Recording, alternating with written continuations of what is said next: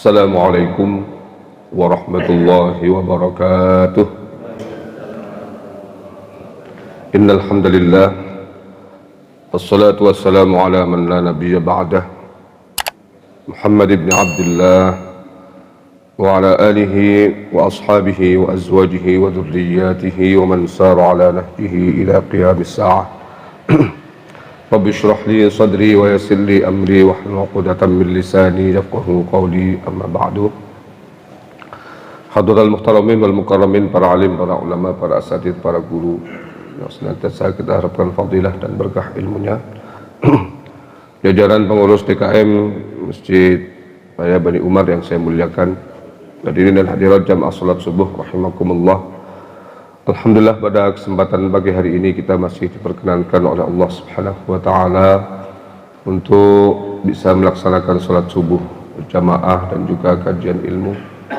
Tentu saja semuanya karena nikmat dan karunia yang Allah curahkan kepada kita berupa nikmat sehat, nikmat iman dan Islam, nikmat dimudahkan dan diringankan langkah kaki kita menuju rumah Allah ini.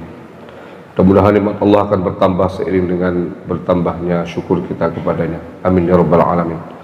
Salawat dan salam mari kita hadiahkan pada baginda agung Muhammad sallallahu alaihi wasallam serta keluarga beliau, para sahabat beliau, para tabi'in, tabi'at tabi'in, dan juga mudah-mudahan kita semua umat beliau yang akan senantiasa mendapatkan bimbingan beliau di sisa hidup kita nanti.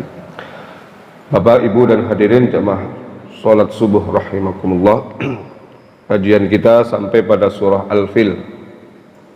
Di kesempatan yang lalu kita sudah menyelesaikan kajian surah Al-Humazah.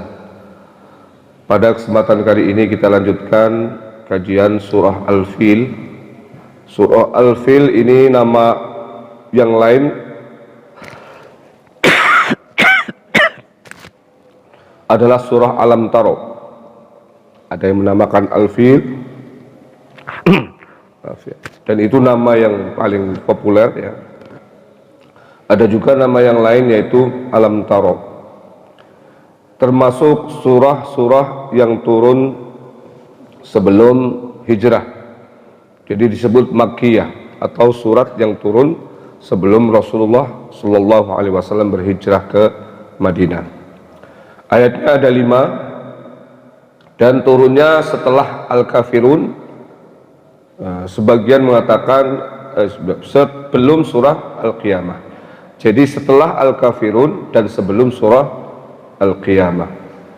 Dari segi turunnya adalah urutan yang ke-19 ya. Jadi ini termasuk surah-surah yang awal-awal turun ya. Jadi urutan ke-19 dari segi turunnya, urutan turunnya. Kemudian wa min ahammi maqasidiha, tujuan atau maksud daripada surah Al-Fil ini adalah tadzkiru ahli Makkah bifadlillah. Jadi mengingatkan kepada penduduk Makkah tentang keutamaan yang Allah berikan kepada mereka ketika Allah mencegah upaya-upaya tipu daya bahkan penyerangan secara fisik yang dilakukan oleh orang-orang yang memusuhi Mekah atau orang-orang yang ingin menguasai Mekah, orang-orang yang ingin mendapatkan keuntungan dari Ka'bah, dari Masjidil Haram ya. Ini sebenarnya kalau kita bercermin kepada riwayat-riwayat yang ada, maka penjagaan Allah, perlindungan Allah terhadap Ka'bah, terhadap Baitullah, terhadap Masjidil Haram, insya Allah akan abadi sampai hari akhir nanti.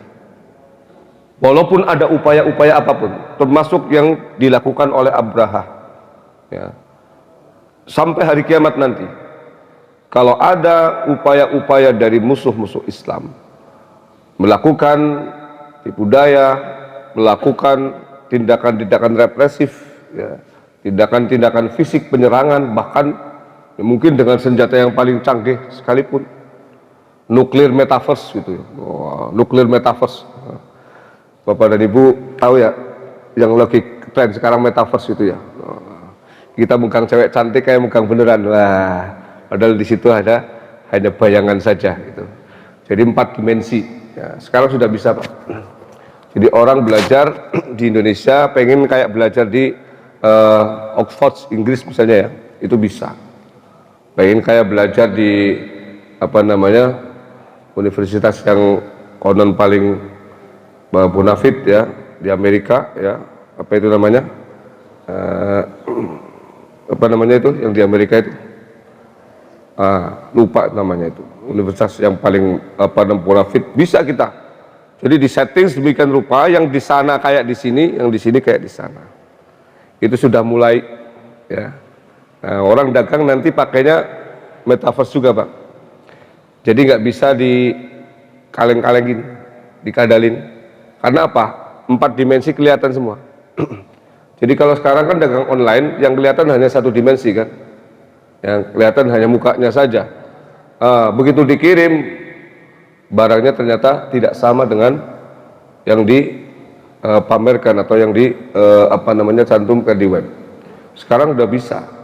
Orang mau beli kalau pakai metaverse ya, itu dia bisa melihat dari 4 sisi ya, sehingga kemudian kemungkinannya tertipu itu tidak ada atau kecil sekali. Tapi alatnya mahal, Pak. Itu pakai kacamata itu. Pakai kacamata ya, nanti kita kayak ada di dunia lain. Nah, tahu-tahu muncul genderuwo semua gitu ya, nongolnya di situ hantu semua ya. Ya, hantu-hantu cantik gitu ya. Baik. Kita lihat selanjutnya. Kemudian wa bayan anna hadzal bait lahu makanatuhu as-samiyah indahu ta'ala. Jadi menjelaskan tentang bahwa Baitullah ya, Mekah secara umum, Masjidil Haram secara spesifik, dan lebih khusus lagi adalah Ka'bah, itu memiliki kedudukan dan posisi yang sangat tinggi di hadapan Allah Subhanahu wa ta'ala. Wa anna man aradahu bisu'in qassamahullahu ta'ala. Siapapun yang menghendaki agar terjadi hal-hal yang buruk terhadap rumah Allah ini, maka akan dihancurkan oleh Allah Subhanahu wa ta'ala ya. Jadi karenanya nggak usah khawatir, Pak ya. Karena kadang-kadang muncul ya dalam benak kita di tengah kontestasi dunia yang tidak menentu ya, bisa jadi perebutan ekonomi ya, karena yang namanya umroh dan haji itu luar biasa kan ya. Siapa tahu nanti ada negara yang lain yang melakukan invasi ya. Na'udzubillah min dalik misalnya ya, terjadi seperti itu, akan dijaga oleh Allah Subhanahu wa ta'ala ya. Insyaallah ya. Wa tabsyirin Nabi sallallahu alaihi wa tabsyiran Nabi sallallahu alaihi wasallam bi annahu subhanahu kafilun bi ri'ayatihi wa nasrihi ala a'daihi kama nasra ahla Makkah ala Abrahah wa Habsyah ya, wa Haisyah ya, wa Haisyahu ya, wa jaishu ala Abrah wa jaishihi, wa tathbitil mu'minin ala al-haq likay yazdadu imanan ala imanihim, wa bayan anna Allah subhanahu wa ta'ala ghalibun ala amrih ya. Jadi intinya bahwa Nabi Muhammad akan dijaga oleh Allah sebagaimana Allah menjaga Mekah, karena Mekah menjadi sentra daripada dakwah Rasulullah di awal periode ya. Dan kemudian Muhammad Shallallahu Alaihi Wasallam ya, sebagai pembawa risalah itu pun pasti akan dijaga ya. Ini saya sering kali sampaikan ya, kadang-kadang Bapak dan Ibu kita ini kurang yakin dengan penjagaan Allah terhadap kita ya. Orang yang berbuat jahat, selalu berbuat mungkar, selalu maksiat kepada Allah, itu saja dijaga, Pak. Ada yang jaga nggak, Pak? Ada ya. Orang yang bahkan ateis saja, kayak Fir'aun saja yang mengaku Tuhan, itu dijaga nggak sama Allah? Dijaga. Kalau nggak dijaga ya, napasnya diambil, mati dia ya. Kalau nggak dijaga, tahu-tahu tidur ya, kemudian dimasukin tuh binatang kecil masuk semua lewat lubang-lubang Fir'aun, mati dia. Orang yang paling jahat, orang yang paling durjana, orang yang paling tidak tahu diri sekalipun itu dijaga sama Allah karena dia ciptaan Allah. Allah yang menciptakan, Pak. Masa yang menciptakan tidak bertanggung jawab? Itu nggak mungkin. Kalau kita bisa jadi, Pak, Allah itu tidak mungkin tidak bertanggung jawab. Makanya kalau ada orang mukmin, orang Islam, kok tidak yakin dengan penjagaan Allah, tidak yakin dengan Allah, alangkah naifnya. Sayang itu imannya. Ya Pak, omongannya bisa, tapi perilaku dan sikapnya tidak mencerminkan itu. Iya, saya yakin sama Allah, tapi tindakannya tidak mencerminkan itu. Dia masih ngitung-ngitung. Kalau urusan ngaji, ini ngaji transportnya sekian, nanti keruntungnya sekian, nyumbangnya sekian, pulang nggak dapat apa-apa, paling juga dapat sarapan juga paling harganya goceng misalnya. Masih ngitung-ngitung. Banyak, Pak, ada yang orang masih ngitung-ngitung kayak begitu. Urusannya urusan pengabdian kepada Allah, masih ngitung-ngitung nominal berapa yang dia dapatkan. Padahal ini adalah salah satu hal yang sangat-sangat mempengaruhi perhatian Allah kepada kita. Dijaga sih dijaga, saya mengatakan tadi dijaga sih dijaga, tapi kan beda, Pak, dengan diperhatikan. Sama apa beda, Pak? Sama-sama dijaga tapi tidak diperhatikan, beda lah. Di sini dikatakan biriayatihi. Riayah itu artinya apa? Perhatian penuh dari Allah Subhanahu wa ta'ala kepada orang-orang seperti Rasulullah, kepada tempat-tempat seperti Ka'bah, tempat-tempat yang menjadi simbol-simbol Islam, dan juga para orang-orang yang menjadi simbol-simbol dakwah, simbol-simbol pendidikan Islam, itu pasti diperhatikan. Catat itu, perhatikannya. Nah, diperhatikan. Namanya perhatian, Pak. Beda kan? Saya ini perhatian sama siapa? Pada kamera itu, ya. Tapi misalnya saya tidak perhatian terhadap ibu-ibu di belakang karena saya nggak lihat wajahnya juga, ya. Misalnya beda. Bisa jadi masjid ini semuanya ada dalam penjagaan, ya, satpam di sana. Tapi satpam itu fokus yang ada di dekatnya, maka dia perhatiannya di situ fokusnya. Nah, kalau diperhatikan sama Allah, usah khawatir, ya. Kau usah khawatir, ya. Kadang-kadang kita ini khawatir tentang sesuatu yang belum jelas. Nah, jadi kunci kebahagiaan itu kan yang pertama happy, sa'adah. Orang itu senantiasa senang. Yang kedua qanaah. Yang ketiga qasrul amal. Enggak terlalu memikirkan obsesi masa depan. Itu yang bikin orang bahagia, Pak. Ya. Pikirannya senang aja, happy namanya itu. Dan lucunya, Pak, di Indonesia sudah disurvei, ternyata provinsi atau kota yang paling bahagia di Indonesia itu di mana? Di Manado, Pak. Ini disurvei, entah surveinya kayak apa, tapi survei itu biasanya punya variabel-variabel dan punya patron-patron yang jelas. Manado itu mayoritas muslim atau non-muslim, Pak? Berarti yang mayoritas muslim banyak kan tidak bahagia. Kalau ada orang muslim nggak bahagia, berarti salah cara dia beragama. Ada yang kurang, Pak. Ya. Dan di dunia juga sama.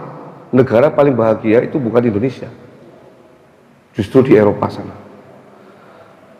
Padahal Islam itu diciptakan untuk membahagiakan umatnya. Kalau kemudian umatnya belum bahagia, berarti ada yang salah, ada yang tidak match, link dan matchnya nggak nyambung, antara Islam dengan Muslimnya nggak nyambung, ada gap di situ, ada jarak di situ. Nah, dekatkan itu kalau bisa, koneksikan, sambungkan sampai kemudian kita betul-betul bahagia. Ma anzalna 'alaikal qur'ana litashqa. Tidak kami turunkan Al-Quran kepadamu untuk membuat kamu sengsara, untuk membuat kamu susah. Itu Allah yang sampaikan. Ya. Jadi makanya kadang-kadang saya bingung, orang semakin taat beragama, mukanya semakin keriput, ya. Ya. Penampilannya ya, semakin sangar, ya, semakin menakutkan. Ya. Orang semakin taat, ya, tapi senyumnya tambah dikit. Ya. Itu aneh Pak menurut saya itu. Berarti taatnya taat formalistik itu. Bukan taat dalam arti yang sebenar-benarnya. Orang kalau beragama, semakin taat beragama Islam, senyumnya semakin lebar. Tutur katanya semakin santun. Semakin bijaksana. Semakin bikin orang bahagia. Karena apa? Orang itu bahagia, maka membahagiakan orang juga. Ya enggak? Ya. Itu intinya Pak. Kita harus bahagia. Ya, apapun yang terjadi. Ya. Udah masalah-masalah apapun ya yang menimpa kita, semua orang punya masalahnya masing-masing. Kemudian yang kedua, qanaah. Ini juga kunci bahagia Pak. Kunci kebahagiaan yang tadi pertama, bagaimana dari diri kita menciptakan kebahagiaan itu sendiri. Yang kedua, orang kalau pingin ya umurnya panjang, awet kecil, awet muda, ya, awet tua termasuk ya. Maksudnya tua nggak mati-mati itu. Ya. Ya. Ya. Itu tadi yang pertama, seneng, happy. Ya. Jangan berpikir terlalu jauh untuk hal-hal yang tidak perlu. Ya. Yang kedua, qanaah, menerima apapun yang Allah bagikan, Allah jatahkan kepada kita. Ya, memang jatahnya mukanya begini, udah terima aja Pak. Ya, nggak usah digagah-gagahin, nggak usah dicantik-cantikin. Kita punya anak juga diajarkan sama mereka, nak, mukamu itu bulat, hitam, ya, pendek, tolong jangan pakai baju gamis. Gamisnya hitam, ya. Kemudian bedaknya ada kuning, ada hijau, ada macam-macam. Ini sebenarnya manusia apa yang suka di jalanan itu, ya, ondel-ondel gitu ya. Ya, karena salah kostum itu. Sudah qanaah. Kita menerima apa yang ada, itu akan bikin orang umurnya panjang. Ya. Jadi apa namanya, badan dengan umur itu lebih tuaan umurnya. Sebab ada orang Pak, badannya, fisiknya dengan umurnya jaraknya terlalu jauh. Umurnya 50 tapi kayak 70 tahun, 50 tahun ke depan gitu ya. Kalau bisa 20 tahun ke belakang ya. Jadi orang 70 tahun kayak 50 tahun seperti itu. Ini yang kedua, bahagia, atau orang pengen bahagia, pengen panjang umur ya, pengen awet muda ya, termasuk awet tua tadi itu ya. Yang ketiga apa? Jangan terlalu banyak berpikir tentang obsesi, qasrul amal. Cita-citanya pendek-pendek aja lah. Apa yang ada di depan ya, yang ada sekarang, yang bisa kita nikmati sekarang, nikmati itu. Yang bisa kita lakukan sekarang, lakukan itu. Urusan nanti jangan terlalu memikirkan terlalu jauh ya. Karena ini kadang-kadang yang bikin orang itu akhirnya dahinya berkerut Pak. Nah, mikirkan sesuatu ya terlalu jauh, pada akhirnya dahinya berkerut, dan ketika dahi berkerut itu pasti akan mempengaruhi penampilan fisik dan juga psikis kita, dan itu besar sekali pengaruhnya ya. Maka jangan terlalu banyak memikirkan yang akan datang ya, kecuali memang itu hal-hal yang memang harus dipikirkan. Kalau toh tetap harus dipikirkan, jangan sampai kemudian mengalahkan yang semestinya atau melebihi yang seharusnya. Baik, kita kembali. Tadi jaminan dan perhatian dari Allah terhadap Mekah, terhadap Rasulullah. Kemudian wa qissatu ashabil fil minal qisasil masyhurah indal Arab. Jadi kisah tentang Abraha dengan bala tentaranya yang terdiri dari tumpangannya itu dari gajah ya, itu sudah masyhur dan terkenal di kalangan Arab. Anna Abraha al-Ashram al-Habashi Amirul Yaman min qibalin Najasyi Malikul Habsyah bana kanisatan bisan. Jadi kita sudah tahu cerita tentang Abraha al-Ashram ini. Jadi dia membangun gereja di San'a Yaman ya. Tujuannya adalah supaya orang-orang itu berpaling dari Ka'bah kepada gereja yang dibangunnya. Jadi ada obsesi bahwa ingin menjadikan Yaman sebagai pusat kegiatan-kegiatan keagamaan saat itu, menyaingi Mekah. Nah, tetapi setelah sekian lama dia merasa bahwa usahanya itu tidak berhasil. Tetap saja Mekah itu menjadi pusat dan sentra kegiatan-kegiatan keagamaan, sehingga kemudian satu-satunya jalan menurut Abraha adalah bagaimana menguasai Mekah. Nah ini memang ya karakter ya para penguasa, karakter orang-orang yang punya kekuatan, apalagi punya kekuatan militer ya, itu akan seperti itu ya, bahwa ketika ada pihak yang lain yang melebihi ya dirinya dalam berbagai aspek, maka dia akan berupaya untuk menguasai itu dalam kerangka untuk memenuhi ambisinya ya, memenuhi syahwat dan nafsunya. Dan ini berbahaya sekali Pak ya. Ya, mungkin dalam konteks yang kecil ya, di sekitar kita tidak harus jadi politisi, tidak harus jadi penguasa besar, mungkin penguasa parkir saja coba Pak. Penguasa parkir itu sekarang sudah ada itu bos-bosnya itu, bahkan per meter itu Pak hitungannya gitu. Penguasa, mohon maaf ya, yang di jalanan itu yang suka Pak Ogah itu. Bahkan ya di Indonesia ini subhanallah raja-raja kecil di setiap tempat itu ada. Nah ini kalau kita tidak kelola dengan baik, ini jangan-jangan nanti kayak Abraha itu. Jadi mentalitas ingin menguasai lapaknya orang ya, ini pada akhirnya menimbulkan konflik horizontal, dan ini berbahaya Pak. Maka kita harus mengelola mereka juga ya. Mereka itu sebenarnya orang-orang yang terpaksa melakukan itu karena apa? Tidak punya skill Pak. Pendidikan juga rendah ya, mayoritas kan coba tidak punya skill, pendidikan rendah, sehingga untuk masuk kepada level-level tertentu dalam pekerjaan itu sulit. Maka biasanya mereka mencari lahan-lahan pekerjaan yang sebenarnya kalau menurut saya mereka nggak kerja, duduk aja gini ya. Ya kan kadang-kadang mohon maaf kita ngeselin juga ya. Dari tadi ngapain kayak ngokok, begitu mobil bergerak dikit langsung dia berdiri gitu ya. Ya gitu aja ya. Ya. Nah ini bisa kemudian membuat masalah kalau kita tidak kelola dengan baik, dan mereka akan berebut lahan-lahan mereka untuk apa namanya bangsa hidup mereka. Balik kita lanjutkan tafsir surah Al-Fil ini. A'udzubillahi minasyaitonirrajim. Bismillahirrahmanirrahim. Alam tarau kaifa fa'ala rabbuka bi ashabil fil. Alam yaj'al kaidahum fi tadlil wa arsala 'alaihim tayran ababil tarmihim bihijaratin min sijil faj'alahum ka'asfin ma'kul. Alam tara, tidakkah engkau Muhammad perhatikan, kaifa fa'ala, bagaimana Tuhanmu telah bertindak apa? Bi ashabil fili, terhadap pasukan bergajah.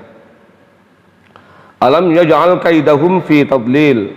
Alam yaj'al, bukankah dia telah menjadikan kaidahum, tipu daya mereka, fi tadlilin, sia-sia. Wa arsala alaihim tayran ababil. Wa arsala alaihim, dan dia Allah mengirimkan kepada mereka tayran, burung, ababila, yang berbondong-bondong ya. Tarmihim bihijaratin min sijil. Tarmihim, yang melempari mereka, bihijaratin, dengan batu, min sijilin, dari tanah liat yang dibakar. Faja'alahum ka'asfin ma'kul. Faja'alahum, sehingga mereka dijadikannya, ka'asfin, seperti daun-daun, makulin yang dimakan lalat, yang dimakan ulat, maaf ya. Baik. Wal istifham ya di sini ya, alam taro. Ada kata alam taro. Itu adalah merupakan redaksi yang mengandung makna bertanya. Istifham ya, pertanyaan. Pertanyaan dari Allah. Tapi pertanyaan di sini adalah pertanyaan yang tidak membutuhkan jawaban, ya, karena Allah Maha tahu, ya. Tetapi pertanyaan di sini litakrir bima tawatara naqluhu wa ilmuhu sallallahu alaihi wasallam wa ilmuhu ghairahu ilman mustafidan, ya. Jadi untuk menetapkan, meneguhkan, menegaskan bahwa apa yang diceritakan ini, yang disampaikan ini adalah sesuatu yang benar dan diketahui bahkan oleh semua ahli sejarah Arab ketika itu, ya. Jadi ini kayak bahasa Al-Quran, ya. Tidak semua pertanyaan itu membutuhkan jawaban, dan dalam kehidupan kita sama. Ketika seseorang menyampaikan, bukankah Anda tahu bahwa kencing sembarangan itu tidak baik, bukan berarti itu pertanyaan yang membutuhkan jawaban, ya. Bukan, tapi itu menegaskan bahwa orang membuang air seni di sembarang tempat itu tidak baik, ya Dek, ya. Adik tetap aja kalau buang air kecil jangan di samping rumah, ya, apalagi pas di temboknya tetangga gitu kan, ya. Kecuali memang kepepet, ya, macet total. Itu saya kemarin lihatin macet total, ya. Ada anak kecil di dalam mobil, rupa-rupanya udah kebelet-belet banget itu, ada 2 orang itu, ya. Bapaknya atau pamannya itu keluarin satu-satu suruh buang gitu, ya. Sampai mobilnya agak jauh, woi di sini gitu, ya. Karena macet itu, ya. Ya, tapi kalau misalnya tidak, ya jangan seperti itu, ya. Ini adalah bentuk pertanyaan, ya, tetapi pertanyaan yang tidak membutuhkan jawaban. Ya, di sini hatta innal arab kanu ya'rifuna bitilkal haditha wa yaquluna hadzal amr hadathun fi amil fil. Ya, pas kebetulan kita sekarang, ya, pas kelahiran Rasulullah sallallahu alaihi wasallam yang terkenal dengan tahun gajah, ya. Baik. Wal muradu birru'yati huna, taro di sini kan maknanya melihat, ya. Al ilmu al muhaqqaq, yang dimaksud adalah ilmu yang betul-betul faktual, nyata, ya. Jadi ilmu yang didapatkan karena melihat langsung dengan mata kepala itu disebut ainul yakin, ya. Kan ada ilmu yakin, ada ainul yakin, ada hakul yakin, ya.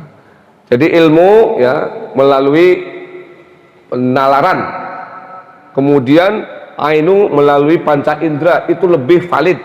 Nah, nanti yang lebih valid lagi adalah hakul yakin, ketika kebenaran itu betul-betul sudah didapatkan langsung dari Allah. Nah, itu tidak ada yang bisa meragukannya, ya. Kalau mata panca indera bisa jadi masih memungkinkan terjadinya manipulasi, ya. Ketika orang melihat, yang dilihat itu belum tentu itulah kondisi sebenarnya. Benar nggak Pak? Kita melihat nih kapal terbang di bandara, ya. Kita mau naik kapal terbang di bandara. Kira-kira kapal terbang itu gede apa kecil, Pak? Gede.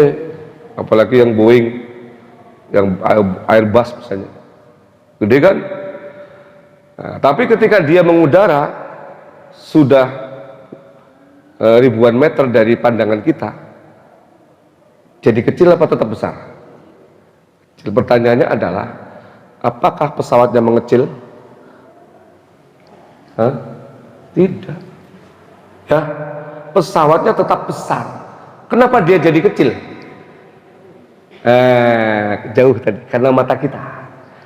Keterbatasan mata kita itulah yang menyebabkan sesuatu yang besar menjadi kecil. Berarti apa? Mata juga punya jarak jangkau tertentu, ada batas. Dia tidak bisa melewati batas. Kalau kapal terbang itu sudah keluar dari jangkauan pandangan mata kita, terlihat lagi apa? Sudah tidak terlihat. Itu menunjukkan bahwa panca indera hebatnya kayak apa, masih bisa dimanipulasi. Tapi kalau di sini al ilmul muhaqqaq, sudah tadi hakul yakin tadi itu, ya. Kalau sudah hakul yakin, itu langsung Allah yang menginformasikan, dibuktikan dengan sejarah, para sejarawan dan lain sebagainya, itu valid, sehingga tidak mungkin ada manipulasi. Makanya jangan terlalu percaya sama mata kita, Pak. Ya. Kita lihat ada pensil, kita masukkan ke dalam gelas air putih, ya. Air putih kita masukkan pensil itu, ya. Begitu masuk ke dalam air, pensilnya menjadi bengkong. Bengkok ya Pak? Coba saja Pak. Ya, masuk, ya. Yang di atas dengan yang di air itu beda, pasti melengkung, bengkok sedikit. Ya. Pertanyaannya adalah, apakah pensilnya menjadi bengkok? Tidak, mata kita yang bengkok Pak. Iya, bener itu. Ya. Apalagi telinga, waduh bahaya itu. Ya, kita ada di satu ngarai, fik. Yang 5 kali itu suara siapa ya? Dicari-cari nggak ada. Tapi 5 kali kok ada pantulannya. Suara lagi serak, rak. Ngajinya glogor. Nah itu kan ada pantulan-pantulan suara yang bukan suara kita, tapi terdengar oleh telinga kita, ya kan? Nah, itulah manipulasi telinga. Ya. Makanya betul ya, Allah itu ya menciptakan panca indera memang untuk mencari kebenaran, tapi Dia tidak bisa mencapai itu kalau untuk hal-hal yang memang di luar jangkauannya. Makanya apa? Kalau panca indera nggak bisa, gunakan ini. Akal kita itu jauh lebih canggih daripada panca indera kita, Pak. Panca indera kita ketika melihat, ya, ini tembok misalnya ya. Nah ini, saya di belakang tembok ini, lihat. Sampai di sini tertutup, itu sudah selesai. Nggak bisa tembus. Tapi akal kita bisa, Pak. Akal kita bisa menembus. Di dalam itu ada ruangan ini, ada kamar untuk wudhu, untuk ini dan lain sebagainya. Ada tempatnya Ustaz Sahlul, ada tempat fikri kalau suka ngobrol di mana gitu kan. Ya. Kita tahu, akal kita lebih canggih daripada itu. Nah, Allah menginformasikan ini supaya apa? Supaya tidak ada keraguan bagi siapapun bahwa cerita tentang Abraha yang menyerang Ka'bah dengan bala tentara yang terdiri dari gajah itu memang betul nyata, tidak merupakan kisah jadi-jadian atau kisah buatan. Ya. Wal makna laqad alimta ayyuhar rasul al-karim ilman la yukhalituhu raibun aw labsun ma fa'alahu rabbuka bi ashabil fil alladzina ja'u li hadamil Ka'bah. Ya. Itu kita sudah jelaskan tadi. Kanat fihi al-ibra wal 'idhah. Jadi cerita itu kalau dikisahkan di dalam Al-Qur'an itu bukan cerita kosong. Bukan cerita dongeng, bukan cerita pengantar tidur, Dek. Kalau dongeng-dongeng suka pengantar tidur ya setelah itu keduanya hidup bahagia selamanya. Emang ada orang selamanya itu? Nggak ada itu pengantar tidur itu ya. Apalagi ada cerita paling panjang nih Dek, cerita dongeng paling panjang nggak pernah selesai ya. Ada Pak Ahmad punya anak namanya Mahmud ya. Mahmud itu ya kalau mau tidur minta cerita sama Pak Ahmad. Ceritanya apa? Dulu ada Pak Ahmad namanya, punya anak namanya Mahmud. Nah kalau mau tidur itu Ahmadnya pengen cerita terus, Mahmudnya pengen cerita. Ceritanya apa? Ada Pak Ahmad punya anak namanya Pak Mahmud ya. Terus begitu, nggak pernah selesai sampai hari kiamat, kurang sehari Pak ya. Dongeng kayak begitu ya. Wah itu namanya cerita nggak jelas itu ya. Pas ada kayak begitu ya. Nah, ini Al-Quran ketika menceritakan sesuatu itu pasti ada ibrahnya, pasti ada pelajarannya, ada nilai-nilai yang bisa dipetik ya. Apa ya, nanti akan kita jelaskan ya. Baik, oke. Wa fit tabir biqaulihi fa'ala rabbuka. Rabbuka bukan fa'ala Allah ya. Isyaratun ila anna hadzal fi'la la yaqdiru alaihi ahadun siwahu. Fahuwa alladhi rabba nabiyahu sallallahu alaihi wasallam wa ta'ahudahu birri'ayah wa huwal kafil binasrihi ala a'daihi kama nasra ahla Makkah ala juzil habsah. Begini ya, jadi ketika Allah menggunakan kata Rabbuka, Rabb itu artinya apa Pak? Pemilik. Ada mengatakan Rabb itu artinya pemilik. Rabb, makanya Rabbatul Bait, pemilik rumah itu ibu ya, pemilik rumah itu ibu ya, bukan bapak ya. Kalau bapak itu adalah penumpang rumah ya, penumpangnya ya, maka boleh sesuatu kalau numpangnya nggak jelas suruh pergi aja gitu ya. Penumpang gelap kemana itu ya. Pemilik rumahnya adalah ibu ya, Rabbatul Bait di situ adalah bahasa Arabnya ya. Rabb itu pemilik. Oke, sekarang Allah ingin menunjukkan kepada Nabi Muhammad yang melakukan itu ya, melindungi Ka'bah, termasuk melindungi Muhammad, itu adalah Tuhan pemilikmu dan pemilik seluruh semesta alam ini.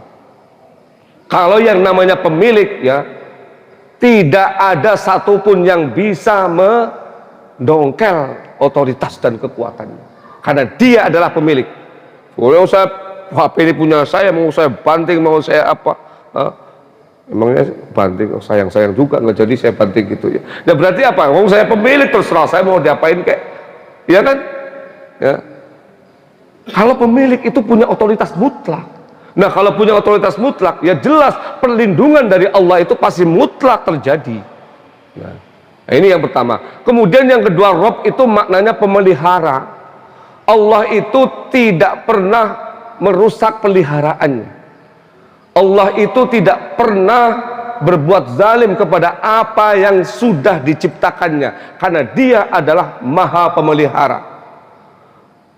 Rasulullah senantiasa akan dijaga dan dipelihara, diperhatikan oleh Allah. Ka'bah sebagai simbol daripada agama Islam yang paling utama pun akan senantiasa dijaga. Maka menggunakan kata-kata Rabbuka, bukan fa'alallah. Kalau Allah itu biasanya konteksnya adalah dalam rangka untuk menunjukkan ketuhanannya yang wajib disembah biasanya. Uluhiyah namanya, tauhidnya. Biasanya kalau menggunakan Allah ya sembah. Tapi kalau ini Allah yang ciptakan itu Ka'bah, Allah juga yang menciptakanmu Muhammad. Kalau Allah yang menciptakan Ka'bah dan menciptakan kamu, maka dia pasti akan memelihara, apalagi yang diciptakan itu adalah yang terbaik. Nah, dan ini sekali lagi saya sampaikan jaminan Pak, kalau ada orang dalam hidupnya senantiasa ada dalam track yang terbaik, track yang paling unggul, itu pasti juga akan diunggulkan oleh Allah. Kalau orang ini ada di track yang baik, ya sudah, Allah juga pasti akan perhatikan. Perhatian Allah itu terserah ya, terserah Allah, jangan terserah kita Pak ya. Nah, saya kan sering kali sampaikan, kadang-kadang pengennya kayak kepenginan kita, padahal Allah punya keinginan yang lain yang jauh lebih besar, yang jauh lebih punya manfaat. Nah, kalau kita tadi mengikuti prinsip-prinsip kebahagiaan tadi itu ya, maka apapun yang Allah berikan kepada kita itu pasti akan kita terima, karena itu bagian daripada pemeliharaan Allah yang terbaik kepada kita. Sebelah ceritakan dulu kalau tidak salah, Umar bin Abdul Aziz ketika putra kesayangan beliau wafat, dipanggil oleh Allah, meninggal, itu beliau sempat meneteskan air mata dan mengucapkan inna lillahi wa inna ilaihi raji'un. Tapi setelah itu beliau tersenyum dan mengucapkan alhamdulillahi rabbil alamin. Jadi anaknya meninggal, anak kesayangannya itu Pak, sempat meneteskan air mata dan mengucapkan inna lillahi wa inna ilaihi raji'un. Tapi setelah itu tersenyum, alhamdulillahi rabbil alamin. Ditanya, Amirul Mukminin, Anda tadi sempat meneteskan air mata dan innalillah, tapi setelah itu tersenyum alhamdulillah. Maksudnya apa? Saya meneteskan air mata mengucapkan innalillah karena bagaimanapun dia adalah putra kesayangan saya, darah daging saya, belahan jiwa saya. Tidak ada orang tua yang tidak sayang kepada putranya. Tapi setelah itu saya tersenyum dan mengucapkan alhamdulillah. Mengapa saya lakukan itu? Karena setelah itu saya sadar bahwa ternyata Allah mengambil anak saya karena Allah ingin agar hati dan jiwa saya tidak berpaling darinya karena keberadaan anak saya. Maka saya ucapkan alhamdulillah. Dengan matinya anak saya, Allah menunjukkan kepada saya bahwa Dia ingin saya fokus untuk menyayangi Allah. Jangan diduakan sayang Allah kepada makhluk. Jadi kadang-kadang begitu Pak ya. Ini subhanallah Pak ya, tinggi banget ya kesadaran dari Umar bin Abdul Aziz. Tapi kita harus belajar juga seperti itu Pak. Kadang-kadang ketika Allah mengambil sesuatu yang paling kita sukai, yang paling kita sayangi, sebenarnya ada hikmah yang lebih besar daripada itu. Umar bin Abdul Aziz mampu untuk mendapatkan itu. Beliau menganggap bahwa selama ini karena terlalu sayang sama anaknya, Allah sedikit dilenakan, Allah sedikit dicuekin, Allah sedikit ditinggalkan. Kadang-kadang begitu Pak ya. Anak, harta, amwalukum wa auladukum fitnah ya. Kita sayang sama anak nggak dilarang, tapi kadang-kadang terlalu sayang sama anak, akhirnya fokus kita ke sana, konsentrasi kita kepada Allah hilang. Umar bin Abdul Aziz menyadari itu, maka kemudian beliau ucapkan alhamdulillah setelah itu. Nah ini pokoknya orang kalau berjalan pada trek yang benar Pak, itu perhatian Allah itu akan maksimal. Dan bagaimana cara Allah memperhatikan kita? Tidak sebagaimana, harus sesuai dengan pemikiran kita, harus sesuai dengan apa yang kita inginkan. Karena bisa jadi itu jauh lebih besar daripada yang kita pikirkan. Baik, kita lanjutkan. Kemudian ayat berikutnya ya, alam yaj'al kaidahum fi tadlil, sama ya, alam yaj'al itu sama. Ini di sini adalah bentuknya kalimat tanya Pak. Sama-sama litakrir aidon, untuk menegaskan juga bahwa upaya yang dilakukan oleh Abraha dengan pasukannya adalah upaya yang sia-sia ya. Laqad ja'alallahu ta'ala makra ashabil fil wa sa'yahum litakhribil ka'bah fi tadlilin, sia-sia ay taksirin wa ibtalin wa tadji'in bi an tabarrahum tadbira wa dammarhum tadmira ya. Jadi dalam kehidupan kita Pak ya, mungkin dalam skop yang lebih kecil, tidak harus seperti Abraha, itu akan ada orang-orang yang melakukan berbagai cara, berbagai upaya, berbagai tipu daya untuk melakukan hal-hal yang buruk, baik itu terhadap kita secara pribadi atau institusi atau bahkan Islam secara umum ya. Ini pasti ada ya.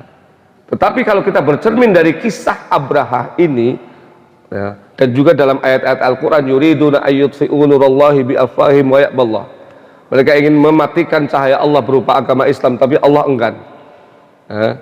Yuriduna ayyutfi'u nurallahi bi'afwahihim yutimmu ni'matahu, mereka ingin mematikan, tapi justru Allah sempurnakan nikmat Islam itu ya. Bukan berarti umat Islam tidak harus melakukan pembelaan Pak, tidak harus melakukan upaya-upaya untuk mempertahankan eksistensi agamanya, bukan. Tetapi ini adalah jaminan dan sugesti dari Allah, dan karenanya menumbuhkan antusiasme dan kemantapan kita untuk tidak berhenti berjuang di jalan Allah Subhanahu wa Ta'ala, seberat apapun godaannya, seberat apapun tantangannya, seberat apapun hambatan dan rintangan, bahkan ancaman yang ada. Jangan sampai kemudian melemah. Nah, di sini Allah menggunakan redaksi kaidahum, ya, tipu daya kaid, iradatu wuqu'il idrar bil ghair fi khafiyah. Kalau yang namanya kaid, ya, kaidun, ya, maknanya adalah iradatu wuqu'il idrar bil ghair fi khafiyah, Maknanya adalah keinginan untuk menciptakan madarat, hal-hal yang membahayakan kepada pihak yang lain, tapi dengan cara samar, tersembunyi. Itu namanya tipu daya. Hati-hati Pak. Ya. Bisa jadi terlihat itu mengesankan, terlihat menjanjikan, terlihat prospektif, terlihat walah, mencengangkan. Tapi ternyata di dalamnya, saya beberapa waktu yang lalu dapat WA, tulisannya di situ dia pakai lambang Bank BRI. Mungkin kalau Bapak dan Ibu ada yang mendapatkan itu, bahwa mulai malam ini setiap transaksi 1 bulan itu akan dikenai biaya 150.000. Anda mengatakan setuju, kalau dia berarti setuju, kalau tidak kirim balasan tidak. Saya baca ini, saya lihat ini kok pakainya nomor HP, lambangnya BRI, kelihatannya resmi. Tetapi setahu saya ini orang-orang yang ada di bank, saya sudah pengalaman. Biasanya kalau kantor-kantor resmi mengirimkan hal-hal seperti itu, pakainya nomor kantor, nggak ada nomor HP. Dan yang kedua, biasanya pemberitahuannya resmi lewat website. Ya, itu kalau saya jawab tidak Pak, itu buntutnya panjang, bisa jadi muncul berikutnya, akhirnya kita terjebak di situ. Model penipuan gaya baru. Saya cuekin, saya hapus saja. Ngapain? Ini saya nggak percaya, nggak mungkin bank ya, so kejam-kejamnya bank ya, nggak ngapa-ngapain 150.000 diambil setiap bulan untuk administrasi, nggak ada itu. Ini orang goblok ini ya, yang mau menipu ya. Tapi kayak begini Pak, kadang-kadang ada yang terpancing ya. Ini namanya kaidun Pak ya, namanya kaidun ya. Yang kayak begini di zaman sekarang subhanallah sudah merajalela dan banyak yang kena. Teman saya kemarin dosen Pak, kena 35 juta. Apa? Mau beli mobil, dia pengen punya mobil, itu canggih banget Pak. Dia itu bisa merekomendasikan, saya dapat ini dari nama ini, dan itu nama teman-teman dosen saya semua itu, sehingga dia yakin bahwa ini benar orang itu yang dipercaya itu. Sampai akhirnya transfer 35 juta. Setelah transfer dilacak nggak ketemu Pak. Ya Allah ya, sampai sekarang polisi juga susah kalau sudah kayak gitu. Macam ini yang kelihatan aja belum jelas sekarang, kasus yang jelas-jelas terlihat ya terang benderang itu gimana sekarang kabarnya? Ya kan, itu yang jelas-jelas kelihatan. Apalagi yang kasus-kasus kecil kayak begini Pak, sudah itu pakainya pakai IT lagi, nggak mau repot dia. Yang jelas-jelas terlihat aja, kadang-kadang nggak selesai. Apalagi ada kasus Kanjuruhan ya, nah ini dialih kasus lagi, nanti yang muncul 2024, lama-lama lupa itu orangnya udah kemana, hukumannya apa nggak tahu juga. Apalagi di dalam kita tahu ya, bisa jadi banyak tipu dayanya, terlalu banyak gitu. Nah itu namanya kaidah. Nah, maka Allah menyebutkan ini ya, karena apa ya, karena memang ada unsur-unsur tipu daya. Walaupun Abraha itu datang dengan terang-terangan menggunakan bala tentara di siang hari, tetapi mereka kan punya niat yang tersembunyi ya, karena apa? Dengki, iri hati, hasud itu kan tersembunyi di sini Pak. Ya. Jadi begini ya, tidak harus semuanya itu tersembunyi. Bisa jadi ya, yang namanya kaidun tadi, tipu daya itu ada hal-hal yang tampak, tetapi yang tampak itu tidak mencerminkan semuanya. Ada hal-hal yang disembunyikan, dan yang disembunyikan ini yang lebih berbahaya. Nah, itu makanya kalau kita ya, cirinya gampang Pak. Orang-orang yang cerdas, yang pintar itu tahu ini sesuatu biasa atau tidak biasa. Kalau biasa, insya Allah benar ya. Tapi kalau di luar kebiasaan, kayak tadi itu, kenapa saya langsung kemudian saya hapus. Yang pertama, nomornya pakai nomor HP, ya kan? Yang kedua, nilai nominalnya itu tidak masuk akal. Masa 150.000 nggak ngapa-ngapain, kalau saldonya cuma 20.000 bagaimana? Nah, ngutang terus setiap bulan gitu. Ini aneh gitu, di luar kebiasaan. Contoh lagi, Anda investasi 10 juta dalam jangka 2 bulan kembali 50 juta. Itu jangan buru-buru dikirim atau di apapun. Ini ibu-ibu dosen itu tadi sama, mobil Avanza tahun 2015 harganya 35 juta. Masa ada? Ya. Ini juga sama itu. Padahal dia ahli komunikasi, tertipu juga. Ya. Ya kan? Karena itu tadi, otaknya dia yang cerdas itu tertutup oleh ini hasrat ingin memiliki mobil. Dan penipu-penipu itu tahu, Pak. Makanya dia trial by error, random. Wacak aja siapa aja, nanti pasti ada yang kena. Ya kan? Yang kebetulan masalahnya sama seperti yang di WA kan itu. Ya kan? Maka dia dalam misalnya sehari bisa ngirim 50 orang. Ya, nggak kena nggak apa-apa. 1 minggu 50.000 orang ketemu, lama-lama dapat 2. Ya. Modalnya misalnya WA itu kan ada modalnya, SMS misalnya. Modalnya 1 juta, dia dapat 50 juta. Nah ini hati-hati ya. Pokoknya yang terlihat tidak wajar itu biasanya bermasalah. Ya. Apa saja ya. Bukan hanya urusan uang, semuanya. Tanah apa gitu. Kemarin ada temen itu ditawarin mobil over credit Pajero. Tapi kok over credit, tapi kok suruh balik nama gitu ya. Dia kemudian mikir, biasanya kalau over credit itu kan namanya masih tetap nama yang pertama gitu. Kok dia bisa balik nama kalau ini? Akhirnya dia konsultasi, aneh-aneh, jangan-jangan ini walaupun yang nawarin temen ya, tapi kan ini saudaranya temen itu, nggak ada jaminan bahwa saudara itu jujur. Takutnya ya, biasanya kalau mobil masih over credit itu kan namanya masih nama dia kan, kok bisa dibalik nama gitu loh ya, aneh gitu ya. Jangan-jangan ini mobil bermasalah, jangan ya. Walaupun harganya juga karena over credit kan murah gitu ya, nggak jadi, akhirnya selamat ya. Ya. Pokoknya yang model-model begitu. Nah, tidak semua yang terlihat itu disembunyikan. Ada yang memang seperti Abraha itu ditampakkan, tetapi niat buruknya itu disembunyikan.